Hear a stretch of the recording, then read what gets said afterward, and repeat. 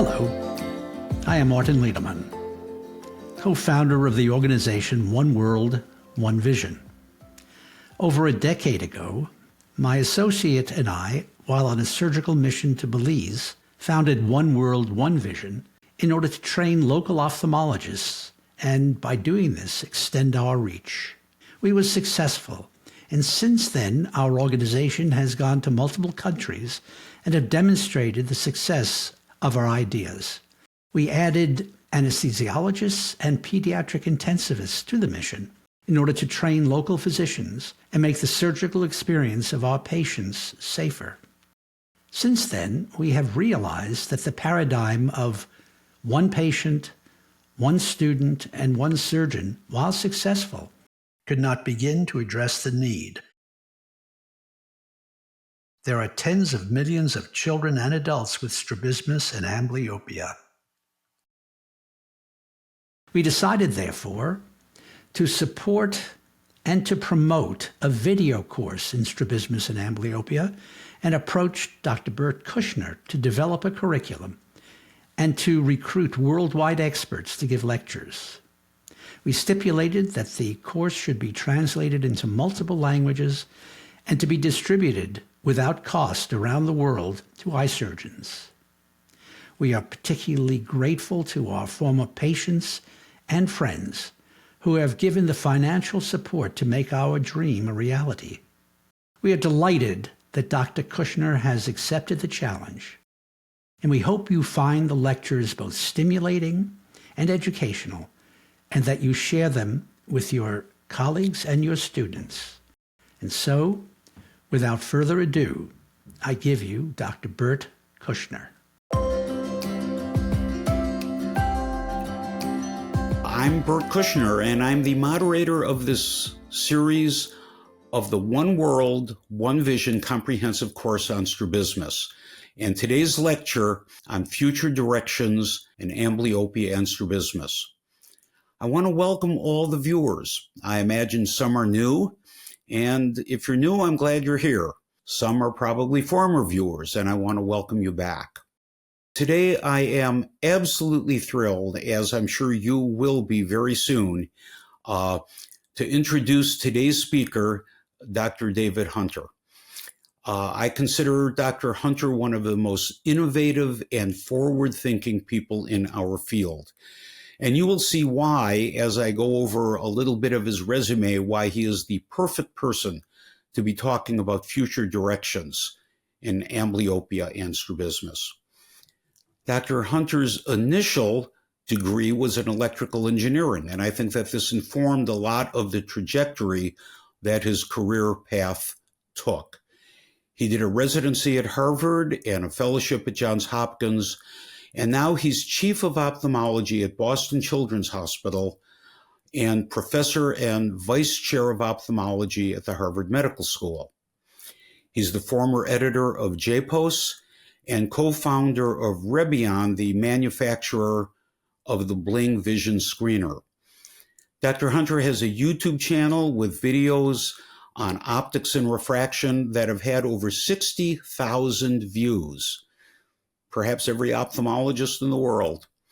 He's co-author of books, Last Minute Optics and Learning Strabismus.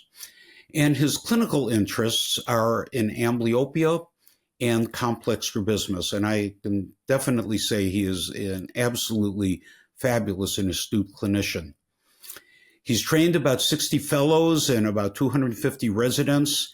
He does have a structured international observer program that he overseas, and if any of the international viewers are interested, I imagine he'd welcome hearing from you. In 2012, the Boston Globe named Dr. Hunter as one of Boston's 10 top innovators. And mind you, that's in Boston, the home of Harvard, MIT, and countless other seats of advanced learning. So with that in mind, I am happy to turn this over to Dr. Hunter. Well, thanks so much, Bert, for that kind introduction. I'm really honored to be a part of this important work of One World, One Vision in this educational effort. I do want to give my financial disclosures because some of these are relevant to what I'll be speaking about today. I'm involved in a couple of companies that are producing some devices that I have a financial interest in, so I just want to be sure that viewers are aware of that disclosure. I'll also disclose that I cannot see the future, but I'll just be sharing future directions in the hope of giving some insight to where we are today and where we might be headed. So what we'll talk about first is just look a little bit at history to give context, and then we'll discuss some particular aspects of future directions in the causes of strabismus and amblyopia, detection, treatment, and then a little bit about medical education as well and where we're headed there. So let's go back a few thousand years in the 850s when Tabit bin Qara al-Harani was believed to be the first to propose that closure of the normal eye with a patch to strengthen the lazy eye would treat amblyopia by forcing the visual spirit to go into the lazy eye. Other innovations that are of note, to me at least, are in the 1500s when there was the first proposed treatment for esotropia, which we don't think works, but there was at least some progress there. And then in the 1830s, the first incisional surgery for strabismus.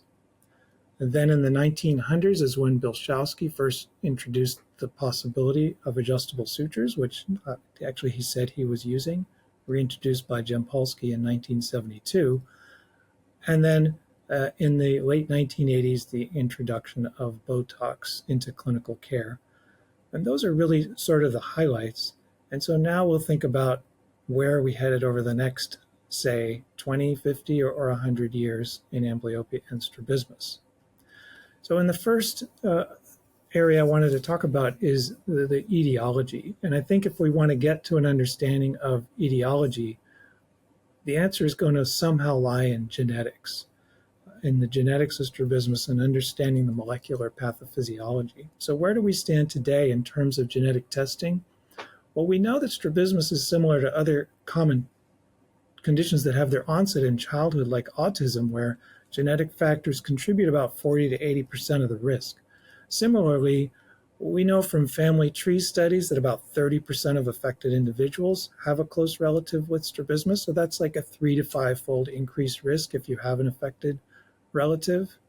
We also know from twin studies that monozygotic twins are much more likely than dizygotic twins to have to develop strabismus.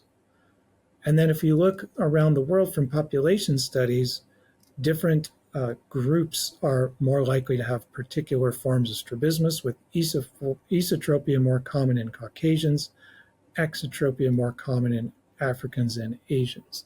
So all these things tell us that there are heritable components to strabismus, but no one's ever so far been able to find any particular direct connection. So if we look at why that might be why that's an issue, when you think about different genetic conditions, you can have penetrance that ranges from low to high, and you can have a frequency of particular alleles in the population that can range from very rare to common. And so where much of the work in genetics of strabismus has been performed is conditions where there's a high penetrance of the condition, but very rare in the population. So rare conditions like congenital fibrosis of the extraocular muscles, those have a Mendelian inheritance, just like Mendel's corn, and we're able to find the genes relatively expeditiously.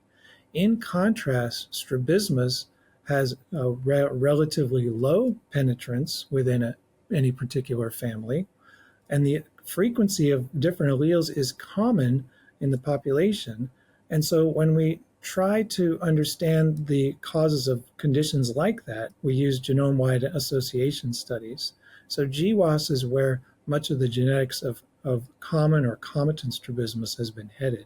Of course, there are all the in-between conditions that are have different sorts of penetrance and allele frequencies.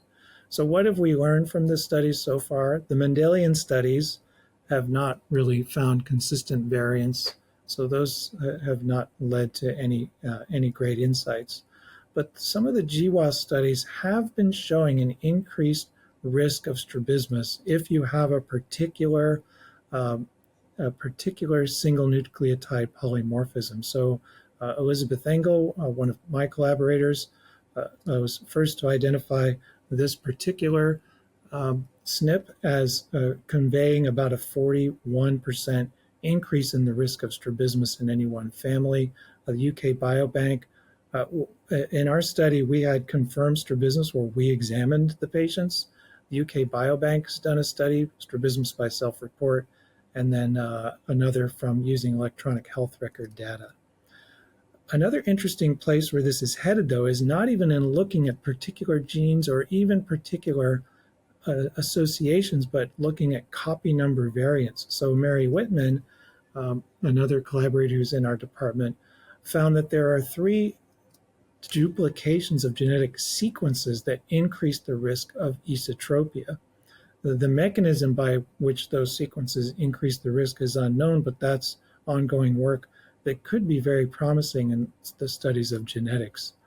So for the future, we know that, for example, in juvenile diabetes, you can get a genetic risk score that looks at multiple SNPs, and you can calculate the risk now with 90% accuracy. So perhaps we'll be able to calculate risks similarly. When we have larger registries with better phenotyping, that could be helpful. For example, the All of Us research program is enrolling 1 million subjects where we get full access to the electronic health records of those who enroll. What I think we're going to need, though, is whole genome sequencing, not just GWAS or whole exome sequencing, so we can look at copy number variants and sort this out. The vision for the future would be a day when we, number 1, understand the molecular etiology of strabismus, and number 2, can do a cheek swab and get a diagnosis of who's going to develop strabismus at birth. So let's move on, though, since we don't have that way of detecting strabismus just yet. How do we detect and then evaluate amblyopia and strabismus? So we'll talk about screening, measurement, and then a little bit more about amblyopia. So in terms of screening for amblyopia and strabismus, the standard has been refractive photo screening. This is older technology that identifies risk factors and has its limitations. So I'm going to cross out screening and for risk factors and look at methods that we have for detecting amblyopia and strabismus. Just a reminder, I have a financial interest in this area, and that is using retinal polarization scanning, which is a method of identifying, we discovered sort of accidentally that it identifies amblyopia and strabismus. We thought we were just looking for microstrabismus, and it's a retinal scan that looks at the nerve fibers surrounding the fovea to detect foveal fixation with very high accuracy. So you can detect bilateral simultaneous foveal fixation by doing a retinal scan in just a few seconds of a patient, and this can tell you if the person has microstrabismus, because what we discovered was that any patient with amblyopia also has a microstrabismus, and that this device can detect it.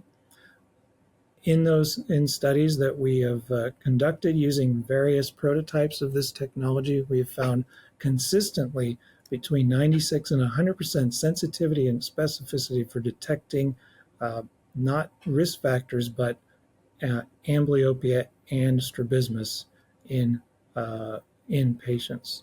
So we think that this is the future of screening preschool children for amblyopia. There is another approach that is also a detection approach, and this is a device that uses eye tracking and presents images of different interest to children. They wear glasses that can perform alternate cover testing or occlude one eye. So you can get a cover test, you can get a visual acuity test, and you can test stereopsis with this approach. So this is another approach to detecting rather than screening for amblyopia and strabismus. Heading in the future, there are some studies now that are using photographs of eye alignment and then feeding those into a deep learning algorithm in an effort to have machines identify strabismus in photographs. Now, whether it can get to microstrabismus, I don't know. But in this study, published in 2021, they found that the machine learning, its performance in diagnosing referable horizontal strabismus was better than that of resident ophthalmologists. So the deep learning bots are already creeping up on us. Now, what about once we have detected amblyopia and strabismus? Sort of where do we go next with evaluation? So there are some promising developments in terms of automated strabismus measurements and beyond. So this is that same device that I showed you. It's an eye tracking device that also uses these goggles with shutter goggles, and the child watches a show or something of interest, and their angle of strabismus can be measured using this approach. So beyond screening, this approach can be used for some diagnostic evaluation. In addition, there are some advances using deep learning from interpretation of photographs inside gaze. So here's an example where subjects were asked to were photographed with their eyes in different gaze positions, and the deep learning algorithm was able to give a degree of confidence of what the versions of the individual eyes were in those situations. Now, in terms of assessing amblyopia, where we may be headed, or some new developments, are in relation to using fMRI to really understand brain structure in patients who have amblyopia. So this is an example on the right of histological image of the ocular dominance columns in the macaque brain. And you can see in this 7 Tesla MRI scanner that Shaheen Nasser performed, fMRI, the basically anatomical correlation that's very high with what you can get from sections. And so as a result, you can see the ocular dominance columns in the brains of subjects with amblyopia. This is an example of a control in their normal ocular dominance columns versus a person with strabismic amblyopia, where you can see that the fellow eye in the colors in the red spectrum is dominating the visual cortex. We also have a patient in this example with treated amblyopia, where you can see that there's been some improvement in the direction towards what you would see in a control. So is it possible that in the future we could use it when we have better access to these high-resolution fMRI studies? Currently, it takes a long time to do these studies, but one day we might be able to enroll an amblyopia subject, get their fMRI imprint, and develop an individualized treatment plan, perhaps understanding what their degree of brain plasticity is as well. So once we have amblyopia diagnosed, strabismus diagnosed, and well characterized, what are some advances or future trends in treatment? Well, certainly we've heard about binocular treatment, so we'll talk a little bit about that today, as well as other novel approaches to treating amblyopia. So first, just a definition of what you hear about dichoptic. That simply means presenting different images to each eye. And there are a number of different approaches that can be used to present dichoptic treatment. One is red or green glasses. The second is to use a binocular headset to present different images, and that could constitute either a flat view or even virtual reality. And then there's augmented reality, and in augmented reality, you have virtual reality, the immersive view, but you have a simultaneous view of the real world. And so you could imagine you could use something like augmented reality goggles, and instead of having the child watching movies, they could be going about their daily life, but you could still be programming in, instead of just a screen here that's shown, you could be programming in at different prescriptions of binocular therapy onto a day-to-day life.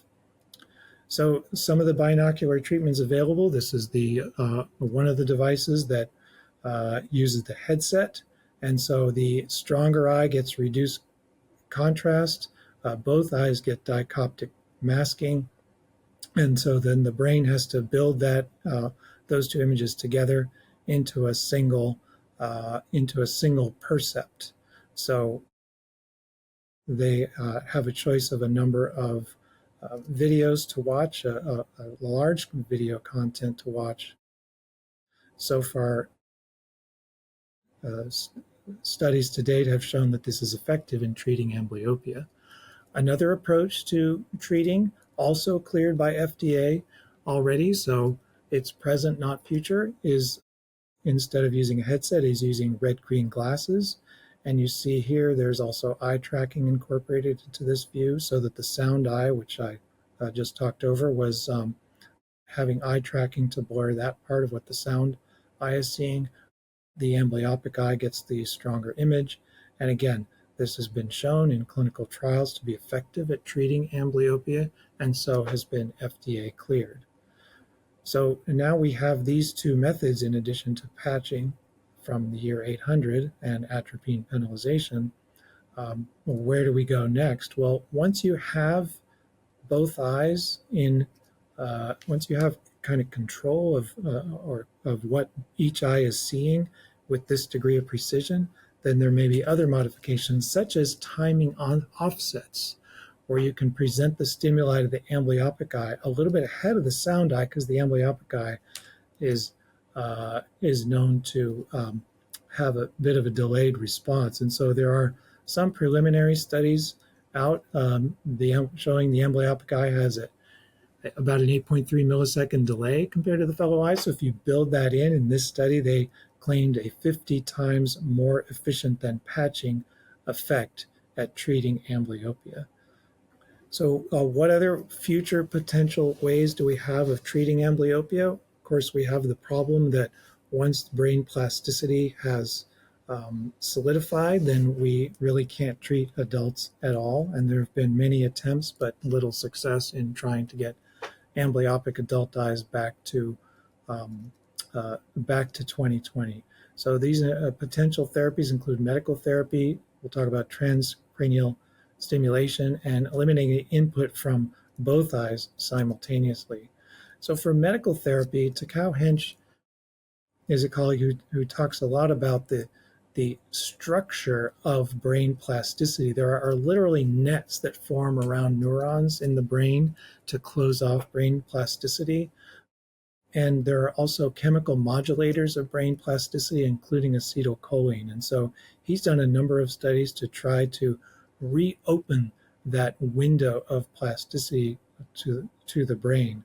And one of the studies he found was that in his rats treated with donepezil, or mice, I should say, who had amblyopia treated with donepezil, their amblyopia was treatable in adult mice. And so we brought that into the clinic and did a very quick open label study to look at whether donepezil would be helpful in treating amblyopia, and did find that we could get some improvement in visual acuity that lasted after the donepezil was discontinued, though it did not get the vision back to 2020. So hard to say whether that's going to be the answer that we're looking for.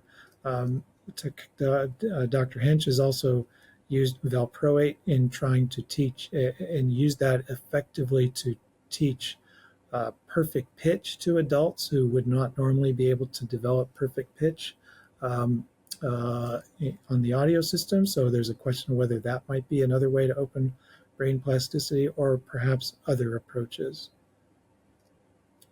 Another way to look at possibly opening brain plasticity is various forms of brain stimulation, from as simple as physical activity, where there's now some evidence that amblyopia therapy can be enhanced with physical activity.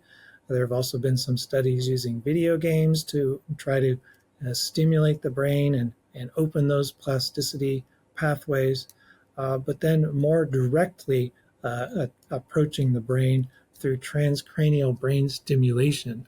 And that's either through using a magnetic approach is one way to stimulate brain cells, or also through direct current electrical stimulation of the brain. So there are some early pilot studies looking at these kinds of approaches. There's been nothing solid yet, but so the work continues. Whether or not this is going to be something in the future that we can rely on for adults with amblyopia still remains to be seen. Another approach that has gained some excitement lately is to temporarily eliminate the input from both eyes as a means of sort of rebooting the brain, if you will, by shutting everything off, because there's some question about what the amblyopic eye versus the sound eye are doing in amblyopia and how they're interacting with each other. And so those thoughts led to a number of studies of putting amblyopic rodents first and then cats into total darkness. And what Don Mitchell's article here was one of the first to show that amblyopic cats exposed for several days to total darkness were able to recover normal vision in both eyes after this.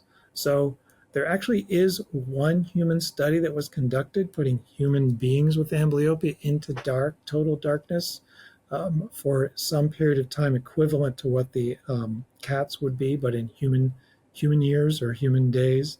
But those studies have not yet been published, so we don't know yet whether total darkness will be an answer or not. But putting someone or something in total darkness for long periods of time is cumbersome and challenging. And so as an alternative, there have been some trials using intravitreal injection of tetrodotoxin to temporarily blind both eyes. And so those studies too have shown some really impressive results in animal models. Here's one that where cats were treated. You see that before monocular deprivation, that's what MD is, they had equal visual acuity. After monocular deprivation, there was an amblyopic eye, and then after tetrodotoxin had been injected and worn off, the amblyopic eye in adult animals came back to normal. So there's also some question of whether both eyes need to be injected or whether you would just have to inject the sound eye. But that again remains to be seen. But something promising there, a signal that perhaps brain plasticity could somehow be modulated in this approach. So what about back to strabismus? What about treatment of strabismus? What are some future opportunities that we might have there? And so I'll talk about the items that are listed here on the slide. Let's look first at surgical planning. So we all fear anterior segment ischemia and would like to be able to identify patients ahead of time who have that. To do so, we do angiography of the iris, but that's cumbersome to do. You have to do the injection. It's hard to do those studies. And so Federico Velez did a pilot study where he, instead of using ICGA, worked out a protocol to use OCTA to look at the perfusion of the iris.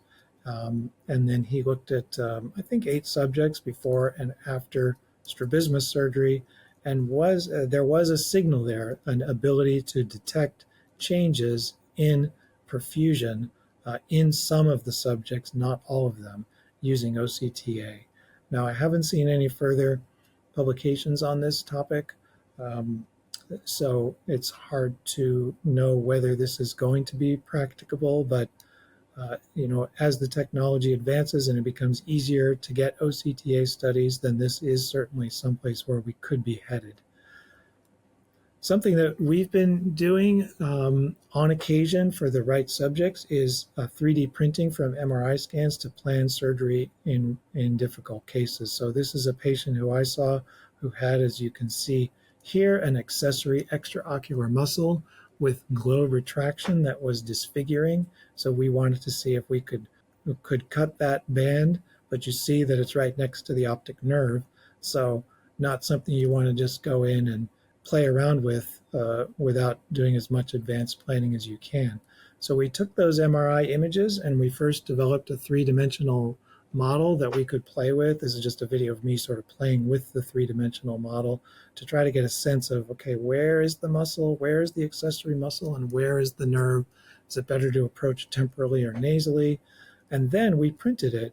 So we came up with this life-size printout showing all of the key parts, and then working together with an orbital surgeon, we planned the approach and went into the OR with all of this advanced planning.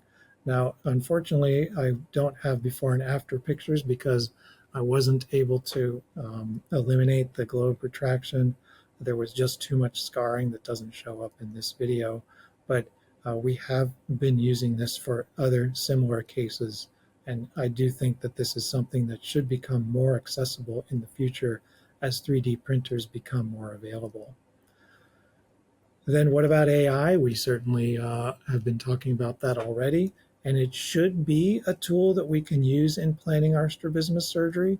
I mean, our brains use regular intelligence to, as we gain experience, to think about how we're going to treat cases. But if we could, as we all continue to use electronic health records, if we could somehow gain access to all the measurements, at least 5 and ideally 9 gaze directions, and feed this from thousands, tens of thousands, hundreds of thousands of clinics, along with the surgery that was performed and the post-op results, then perhaps we may be able to get a handle on now in the future putting these numbers in and just having our electronic health record tell us what surgery to do instead of having our orthoptist tell us what surgery to do. Another way that we've been approaching this with data is looking at big data sets such as the IRIS registry. So here's an example where there are lots of studies of adjustable sutures, but in this study, Izdenoke in our department looked at 35,000 strabismus surgeries and looked at the frequency of reoperations after adjustable versus non-adjustable suture surgery. So what about new surgical approaches to strabismus surgery? I want to talk about the areas that we see listed here as potential tools or things that we can use during surgery, or ways to approach patients who have strabismus is difficult to treat. So I already mentioned Botox as sort of a legacy, but I think we may have an opportunity to use Botox that's under-recognized, and that was highlighted by Guyton in his NAP lecture 2023, where he proposed that the cause of infantile esotropia is chronic dissociated convergence, where patients are trying to converge to control this dissociated horizontal deviation and making themselves esotropic through muscle length adaptation. So he proposed that early and immediate intervention with Botox in these patients may be able to treat infantile esotropia. And I'm actually aware of a couple cases where that has been done. This was from a former fellow of mine who contacted me. She had a 10-week-old. There wasn't a vertical misalignment in real life, but under anesthesia, patient had a large angle esotropia. She injected Botox to both medial rectus muscles at 10 weeks, and at 1 year post-op provided these images showing the patient's eye alignment was still straight, and many years later, the patient had developed an accommodative esotropia, and that was it. So I do think that I would love to see a day when we could try to get to patients not at 3 months, not at 6 months, but at 10 weeks of age, as soon as they develop the esotropia.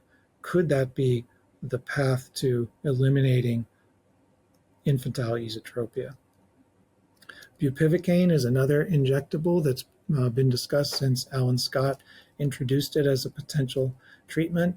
And there has been a lot of initial excitement about that as a companion to Botox, though I recently reviewed all of the published literature on bupivacaine, and it seems that the total net effect over the long term is about 6 to 8 prism diopters after bupivacaine injection. So it can be effective in some cases, but I can't decide or say whether it's going to be widely adopted in the future.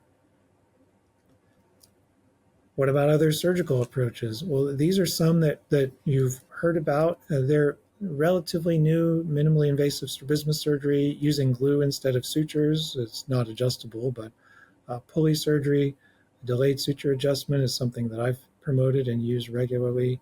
Viscoelastic for reduced scarring. So there are lots of papers and publications on each of these. Adoption has been variable among all of our colleagues, but each of them could potentially take off down the road if people get excited about them. I just don't know exactly where they stand heading forward. Intraoperative OCT is an interesting possibility for certain aspects of strabismus surgery. Matthew Pilblad provided this image, and he was telling me that he thinks it's very useful for teaching because you can show the resident immediately exactly how deep their scleral pass was, and also for complex patients who've had unknown surgery previously to use that OCT intraoperatively. So as that becomes more accessible and available and sitting around in the OR, not being used by anybody else while you're doing your strabismus surgery, we may be able to find that as an adjunct to our surgical, not just planning, but treatment.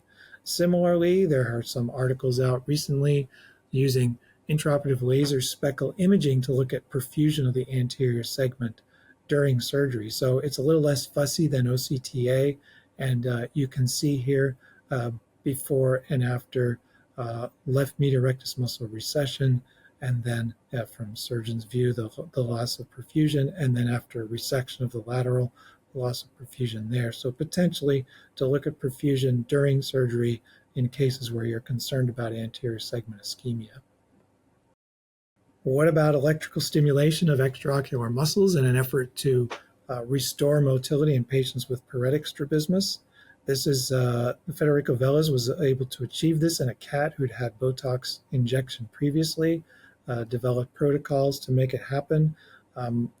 So far, since his one study, I haven't seen any others come out, so I don't know where this is headed. And there are a lot of barriers to ever implementing this in humans. What might be less barriers, though, and something that's pretty exciting, is this study that I found in Zoological Research. I'm sure you all read that, where they were able to induce passive eye movements using rare earth magnets on the eye, combined with an electromagnet outside of the eye, to get the eyes to move side to side. So using magnets, the implantation would be much less complex to put a magnet on the eye and get the eye to move in different directions. So finally, I wanted to talk a little bit about medical education in strabismus surgery, because I think the future is bright there as well. So we've seen the emergence of a variety of models for teaching strabismus surgery, physical models. We've actually been working on one here, and the goal that I've been pursuing, or that we've been pursuing, is something that's inexpensive and easily could easily be disseminated.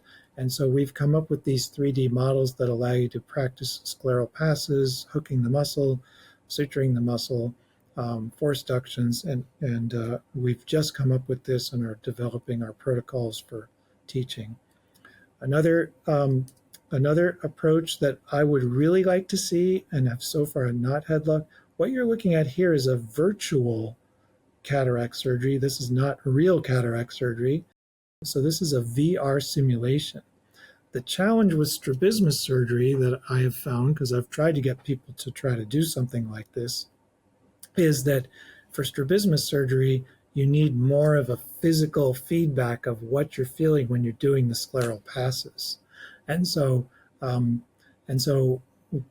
we'll need better haptic feedback gloves that you can wear while you're doing your virtual strabismus surgery. And then I think we could move it into the VR world of medical education.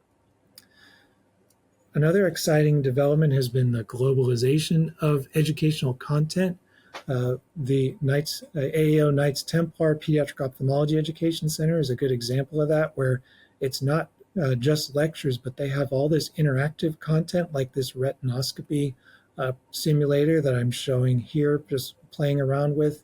So this allows, again, not just sitting and listening to somebody like me talk, but allows the learner to interact with the software and learn ROP evaluation, strabismus measurements, and retinoscopy.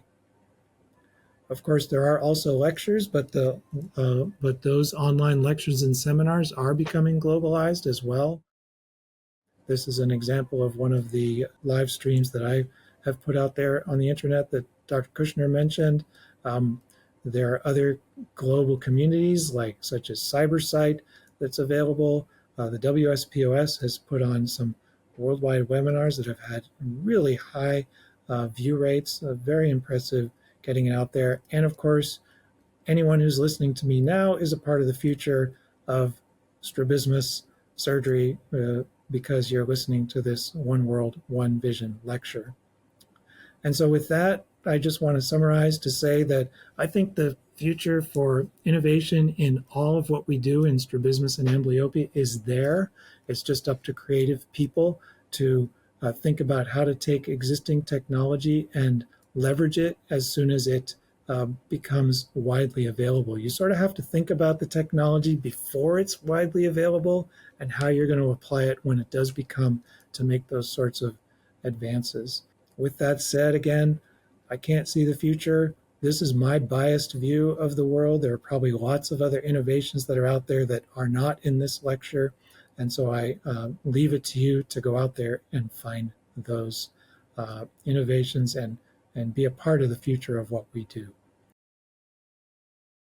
David, that was just fabulous as anticipated. You may not be able to see the future, but you've given us a wonderful view into it. And the future certainly looks exciting. I must say, listening to this lecture, there's a lot that makes me wish that I was perhaps just starting out on my career and could benefit from a lot of what you've talked about. I do have just, you were so thorough and you covered everything imaginable that I really don't have many questions, but I do have one that I'd just be curious about your thought on. I've often, for a long time, I've been intrigued by the idea that strabismus surgery is variable, as we all know. We can have two patients in one, we can recess both medial rectus muscles 5 millimeters and get a 15 or 20 prism diopter change, and another patient 60 prism diopters. And my curiosity is, what's different between these patients? Right now, our surgery is almost exclusively formula-based, based on the measurement. That's all we factor into it. And there probably are other variables. I know that I think it was Gillies in Australia had a whole system and algorithm for planning surgery based on axial length. And he'd factored that in. And conceptually, that made great sense to me. I studied that for a long time. Many patients, I found axial length did have an impact on the outcome, but it was pretty negligible. So I'm wondering, what other things should we be looking at? Should we be looking at muscle length stretch, a length tension of the muscle itself? Should we be factoring that in? What are the other things that you could imagine might be should be influencing our decisions in surgery? Well, I've always thought of strabismus surgery as being a problem where the driver of the car is turning the wheels slightly in the wrong direction, but the car itself is completely locked, and we can't get in and do anything to the driver to tell the driver to straighten the car. So what we do is we work on the wheels. We move the wheels so that when the driver goes wrong, then the car goes straight. And then if the driver changes, then something changes. So the the way that we're going to do the best surgery for patients with idiopathic strabismus is going to be to get to the cause of the strabismus somehow through some kind of brain surgery. But in the meantime, we're just beholden to the set rate of muscle, to whatever the brain decides muscle tonus should be for any one patient. And I think that when we do surgery, we're throwing that all. We're again, we're putting the whole system, whatever, even if it in its unstable equilibrium, we're putting it into imbalance, and so then it almost doesn't matter how many millimeters of surgery we do. We've done this intervention, and we've thrown it into imbalance, and now it's going to find a new equilibrium somewhere. So, but I think I'm kind of avoiding your question, I guess, but I think that there is something to be said for muscle tonus. If we could get something to, like, how hard is the muscle pulling on the eye? Right. And in surgery, we could measure the elastic tension of the muscle, but not the active if the patient's asleep. Interesting. Right. The length tension curve, if we could have a better sense of that. Yeah. Well, David, again, I'd like to thank you, and I'd like to thank the viewers. This actually is the last lecture in this series. David, I don't know if you knew that, but it is. We saved the future for last. Viewers, if you're tuning in, if you saw the lectures in order, I hope you found them all valuable. If you're starting the series with this lecture or picked up in the middle, there's a lot of interesting material that yet awaits you. So with that, I will wish everybody a good evening, good afternoon, good morning, depending on where you're viewing from and what time of the day it is in your local venue. In bringing you this video course, there are many thank yous. Thank you for viewing the video course on strabismus. We hope you found it stimulating and educational, and that you share its insight with others. We at One World, One Vision extend our heartfelt thanks to the lecturers who shared their years of study to make the video course worthwhile. And of course, to Bert Kushner for taking on the burden, happily we hope, of development and moderating. We also thank the Board of Directors for their continued guidance. We thank our donors for their financial support that made this video course possible. An enormous thank you to the video team of Sweet Sadie for their extraordinary efforts to make the course both visually and auditorially extraordinary, and for their technical guidance of the lecturers. Thank you, Rachel, Tim, Eddie, and Bill. If you are interested in learning more about what we do, go to our website, www.oneworldonevision.org. And finally, if you have comments or thoughts or ideas, you can email me at owov2020@gmail.com. Goodbye.